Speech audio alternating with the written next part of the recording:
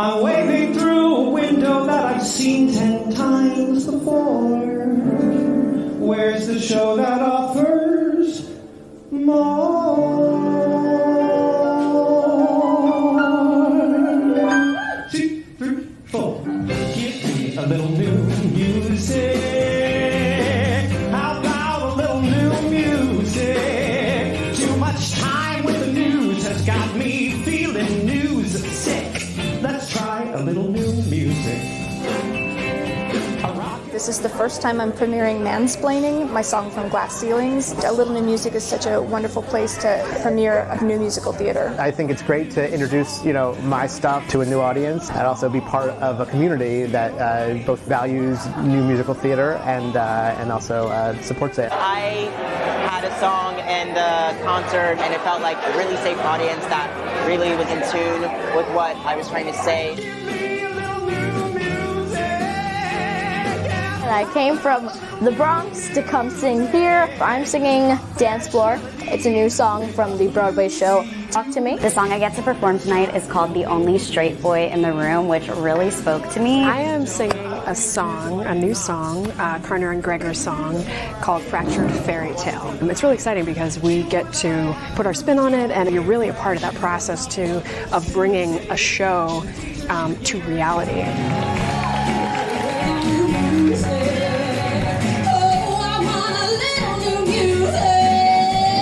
Best talent in town, the best writers around the globe. It's not a casual cabaret, it's a highly produced concert. This is my first time seeing a little new music. It gives you a little taste of what's new and what's to come, and it just makes me excited because I want to see every single show now. I really think people need to come and experience hearing songs that have not been performed before. There's something incredible about hearing it for the first time. Ballads, up-tempos, jazzy tunes, old school Broadway type of songs. Sometimes like the next Sondheim shows up, and you get to be a part of that. Let's try a little new music. Come on, guys. Let's try a little new music. A little new music, that's the name of the show.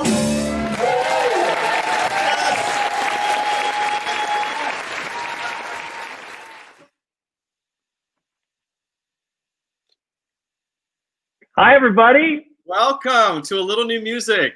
I'm Keela. I'm one of the volunteer producers here. And for those of you that have attended any of our 22 in-person concerts, or for those of you who are new to us, we'd like to welcome you to our new virtual Spotlight series, where our aim is to highlight one of our favorite writers one at a time. Believe it or not, it's already December of 2020, and some of us are still figuring out how to Zoom. But don't worry, we have figured out how to unmute. My name is Luke, and I'm one of our co-founders and also a volunteer producer, and I'm thrilled to welcome you all back to this new experience that we're really excited about. So you might have noticed from the barrage of emails from nonprofit theater companies all over the country, today is Giving Tuesday. So we're both happy to give you this special nightcap and to sincerely ask for your support. At any time, you can scan the QR code here on our screen to give us your support, to support this all volunteer effort. There it is, right there. Your contributions mean so much to us, and it helps us give a little bit to our writers and performers. We also want to thank two really great organizations, ASCAP, whose generous support makes our work possible, and New Musicals Incorporated, whose partnership sustains us. Oh, one more thing. You are more than welcome to post questions for our writer during the show, and we'll be happy to answer them a little bit later. Just post them there on the live link. All right, so let's get on with the show. We are very excited to have with us tonight Drew Fornarola. Drew has written for DreamWorks Shrek and VeggieTales franchises and is currently the artistic director of Starring Buffalo. His straight play Straight was a New York Times Critics' Pick and has also been translated into German, Spanish, French, and Hebrew. Let's welcome Drew Fornarola to the show. Come on out, Drew. Hey, hey, man. How are you? Welcome, Drew. Well, hey, man, your show, Audio Quest, won 6 New York Musical Festival awards for excellence. Don't get a big head about this, but you also got an Ovation Award nomination for Best Score. And Drew, your songs have graced the Little New Music stages 6 times. So you are clearly our A Little New Music muse. I do have a quick question though. What has inspired you? What inspires you to write music? Oh my gosh, usually a deadline. That's the honest answer. But I don't know, I have projects that kick around for a long time and then finally they sort of percolate to the top. I really like to write for performers. We'll get into that later with some of the clips we're showing, but I love to write for actors. I'm not an actor myself. I have such high regard for actors and writing for the unique talents of a performer. Well, hey, let's get into it. Drew, Kiva mentioned that your songs have been on our stage 6 times, and it just so happens we've got snippets from a few of them to share right now with our audience. So let's do that, and then we'll talk about them.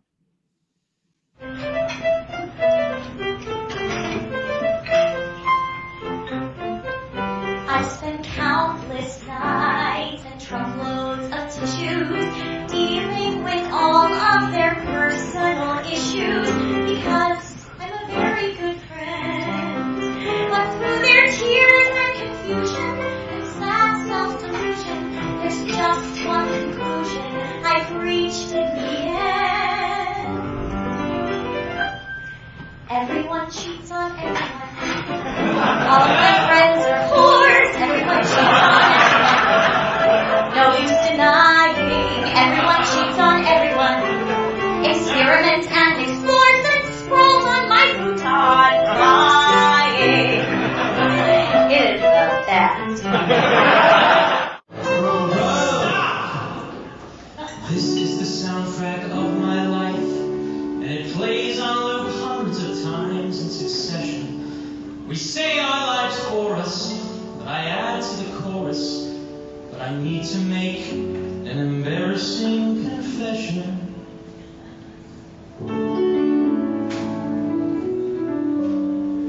Sometimes I feel like I'm drowning in douchebags who don't care about other humans a bit.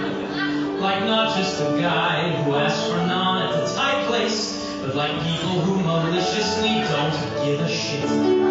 Who forgot the first rule when you're swimming in douchebags. The best you can do is remember to swim. So it's time to swim.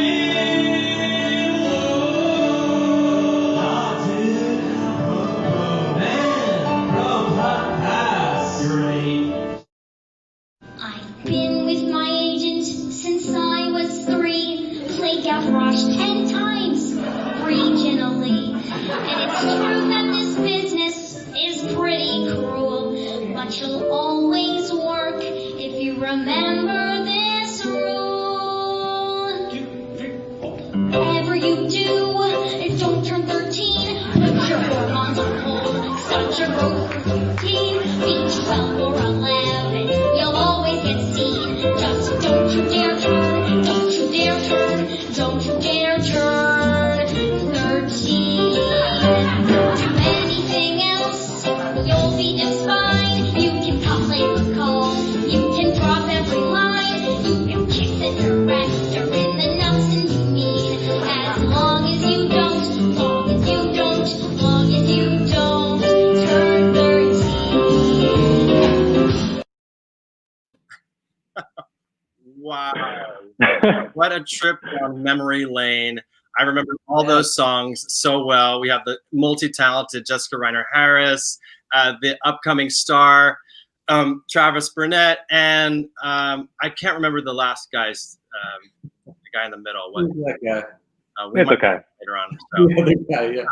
But I have to say, I'm really obsessed with Jessica's interpretation of that song.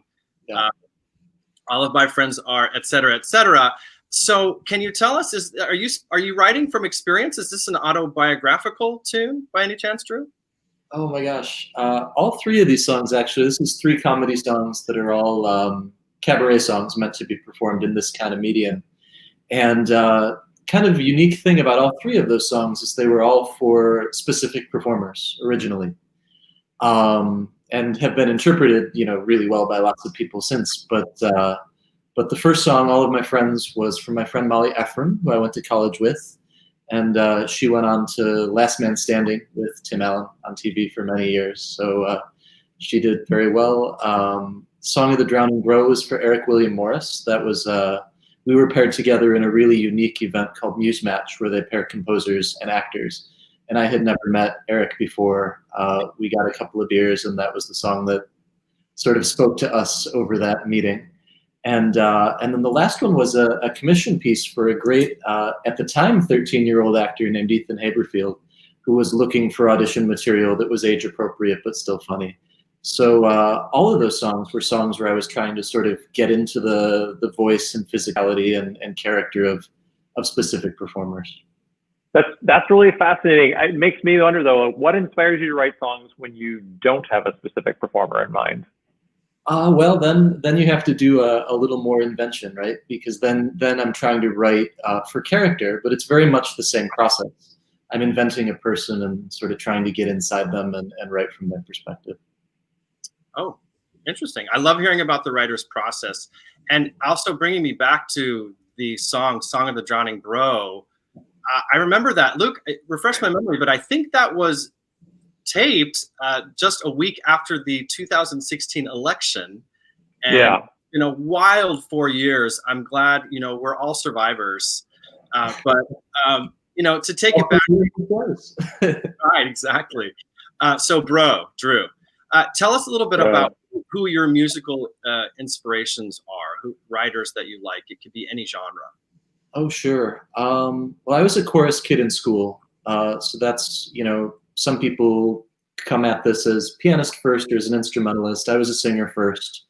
So I gravitate toward the people who write really well for voice in the musical theater canon. And there's a lot of them, but I think of Stephen Schwartz. I think of Alan Menken. I think of Andrew Lloyd Webber, who writes very difficult vocal music, but it's very tuneful and singable. So that's what I gravitate toward. I'm a vocal line first kind of person. I wish I were a slightly better player, but we all have our strengths and weaknesses. Awesome. I just want to give a quick shout out to Travis Burnett During, who just said he's here tonight. Great to see you, Travis. We loved having you in our show. He's such we would not be a little new music if we didn't also bring our audience something so new, so hot off the presses that it was literally just recorded by Hannah Cruz, performing it from her living room in this last week with accompaniment from the incomparable Greg Neighbors. Wow. Amazing. So yeah, before we get into the song, Drew, can you set it up for us? Let us know a little bit about it. Yeah, this is brand new, and very grateful to Hannah and Greg for jumping in. And at the very last minute, I got a little chance to workshop it with some students at the University of Buffalo, and then made revisions. And so the version Hannah and Greg had is a new version. I'm toying around with a new project that's an update and like a gender bent update of Picture of Dorian Gray by Oscar Wilde. Yeah, so the character Hannah is playing in this song is the Dorian character. And this is just a little something new I'm working on. I'm thinking actually of putting All of My Friends Are Whores in this project, which has always been a standalone cabaret tune, but it kind of fits with what I'm doing. So this is brand new. I think Oscar Wilde would appreciate that. I hope so. Well, let's hear it then.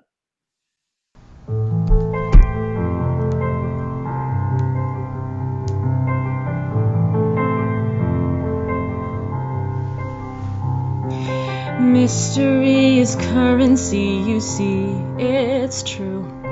Nothing can compare to what could be. That's you. Your effervescent emptiness, that feeling right before a kiss, the second when the song's about to start. You're everyone who can't quite cry, a glint of boredom in your eye. You're everything they want, and in your heart you're nothing, nothing, nothing at all. Nothing, nothing, nothing at all. Nothing at all. Influence is passion that's for sale, that's it. Once they can define you, then you're stale. Just quit. Reality cannot compare to dreaming of what might be there. A canvas you project your hopes upon. Maybe certain people should be loved but never understood. Once you know the trick, the magic's gone. You're nothing, nothing, nothing at all. Nothing, nothing, nothing at all. Be friendly, unapproachable, trendy without trying. Stand for something vague but still inspiring. Seductively distracted, direct and mystifying. Exactly, not quite, just what they're desiring. Work the room, then ghost, 'cause less is more and least is most. I'm nothing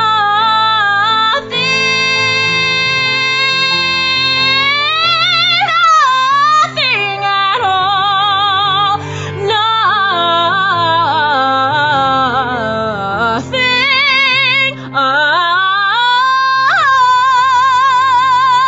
Nothing.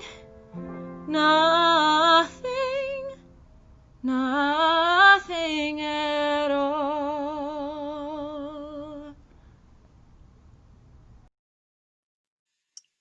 Excellent, excellent. So special and so new. I love hearing the new music. This is what we're all about. It just kind of, brings chills up my spine. So thank you, Drew, for that. That was a bit of a departure from what we've heard previously with the comedic numbers. Can you tell us a bit more about the difference in writing comedy versus more dramatic tunes? Sure. Comedy also often works best in cabaret. So for the kind of things we've done with a little new music, I've gravitated towards sending comedy songs. They sometimes stand on their own a little better. But I don't know, dramatic writing is just as rewarding to me. Often it's a little more music driven for me. Where a comedy song, I'll often write lyric first. This song started with the kernel of the tune. The chorus was first, and built around that. So just a little different process, but hopefully a similar result. Well, it's special all the same, and every one of the songs that we've heard from you, it just like lasts with me and lives with me. I mean, all the stuff we played earlier, I mean, I can recall all of them from being out in the audience and just loving it. And I just really am grateful for you doing this, such an incredible, I mean, I don't want to call it work because it just seems like something that just sort of flows from you. And I just am so grateful for you doing this. Oh, what's next for you? What's coming up in the pipeline? I also want to really just say a quick thank you for the support over a number of years of my work and all of our colleagues' work. We really appreciate this platform to share things. And even tonight, that's a brand new piece, but hearing it, I can already hear things I want to do, and the next iteration will be better, and the one after that will be better than that. And this is really how we get better and improve. So thank you guys so much. I've been trying to stay busy over the lockdown. Obviously, stage is quiet at the moment, but I've gotten a chance to work on a couple of films that I'm really excited about. One is out on demand now. It's called One Night in San Diego. This stars Jenna Ushkowitz, who's there, and it stars Alexandra Daddario and Laura Ashley Samuel. It's like a buddy road trip comedy, and I did 5 minutes in this movie. The director said she wanted the characters to go to see the worst fringe musical of all time. And then they thought of me to write that musical. So I was very honored that I got to write one of the worst musicals of all time in that movie. They did a great job with it. I think it's very funny. It is certainly disgusting. That is available on Amazon Prime and iTunes and other on-demand services. So that is out. I also worked on a short that I wrote the songs and the screenplay for called High School Zoomsicle. This was with a company called MT Shorts and co-produced by Broadway Unlocked. And we did this shortly after lockdown. This is a cast of 50, actually, 50 people from the Broadway community. Everyone said yes because we had nothing to do in May. And this was all shot socially distanced on Zoom. Really extraordinary cast. Ryan Redmond from Frozen leads that. And that's about a 12, 13-minute film, comedy love letter to Broadway. And that had its premiere on the 15th of November, and that'll be available streaming in the next couple weeks. At mtshorts.com, you can get that when that's up next week or two. I'm creating my to-do list as you speak. I got to go to Amazon Prime. I got to go mtshorts.com. I want to check all this out. We have some questions from the audience. We've invited folks to ask questions, and we appreciate those of you who are. We have a little time here, just a couple minutes to take questions. So one of the questions that just came in, Drew, is how is it like for you to create music during quarantine? Oh man, it was rough in the first few months. I was really bummed out the first few months of lockdown. I think like a lot of us, I thought that this was going to be a couple-week situation, and as that dragged out, that obviously was not the case. Having that short that we made, that high school Zoomsicle short, was really a blessing for me because I knew when that was shooting, and I knew I had 50 people relying on me to deliver something good by the date we were shooting. So that helped, and I tried to channel all of the optimism I was not feeling into those songs, and I think it came out really well for me. Nice. What would you say is the political temperature of the day? Is this question? I'm trying to think how to I'll just put it out here. The political temperature of the day, is it helpful or is it a hindrance for you in creating new work? Of today or of the last couple years? Take your pick.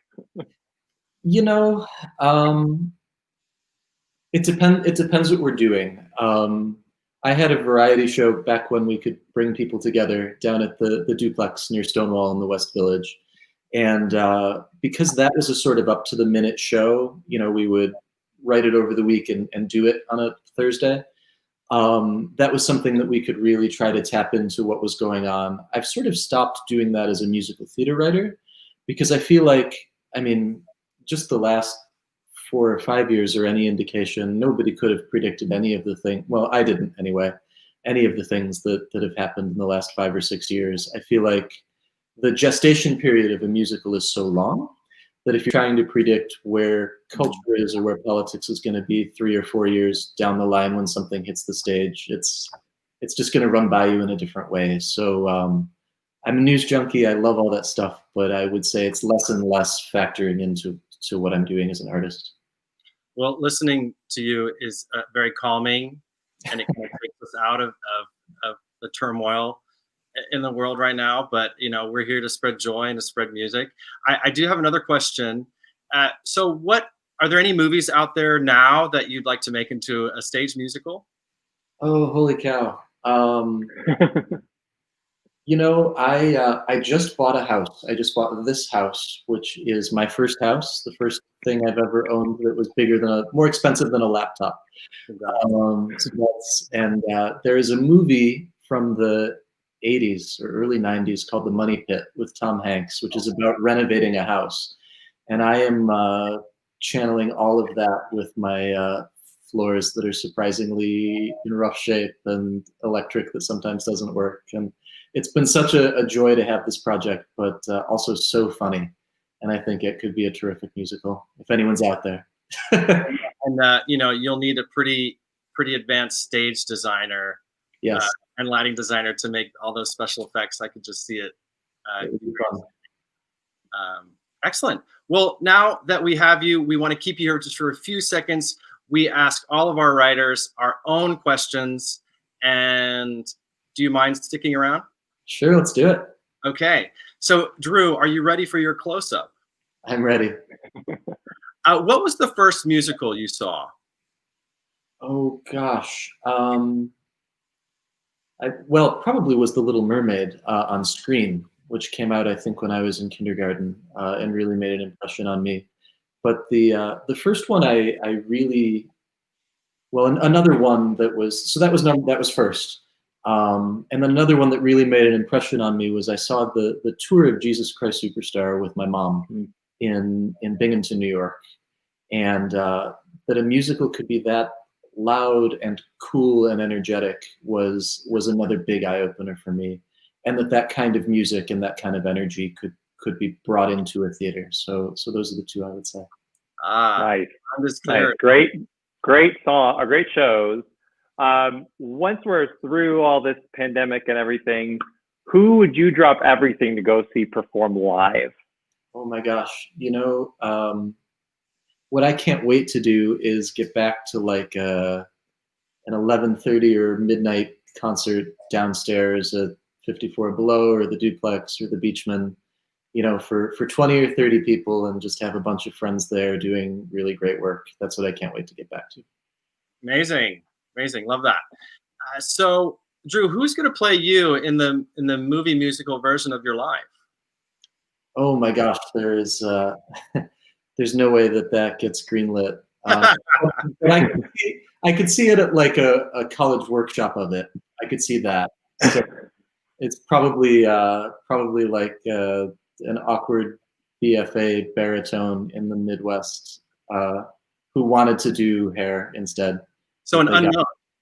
Yeah, absolutely. They got the workshop of the musical of my life, and they're doing their best there. Well, hopefully it does get greenlit, because I really want to see that show. Drew, it has been an absolute pleasure having you with us tonight, and a pleasure having your songs on our stage so many times.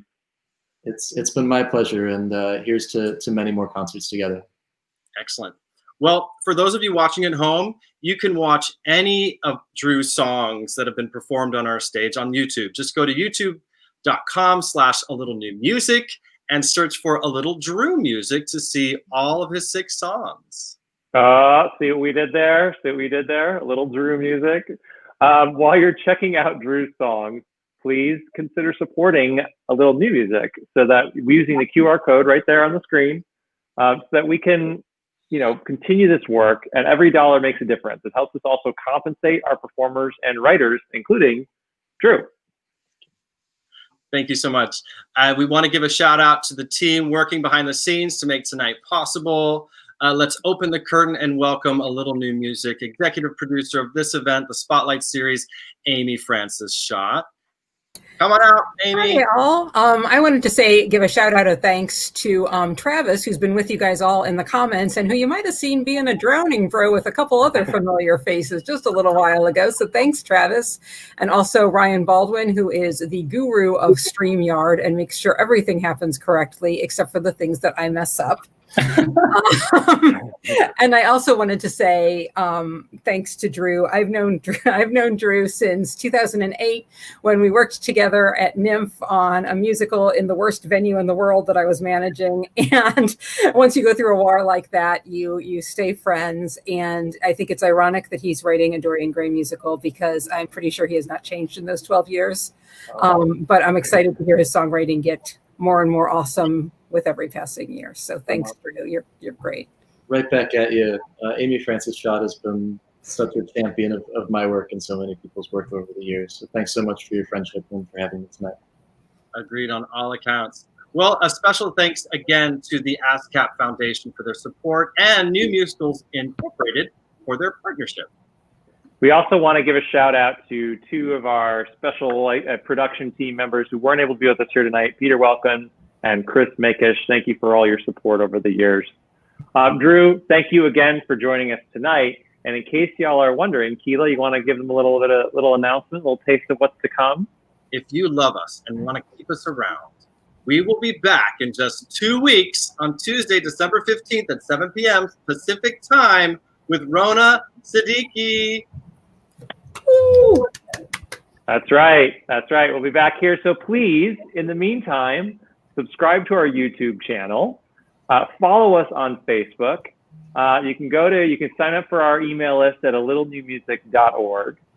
And have a great night, everyone.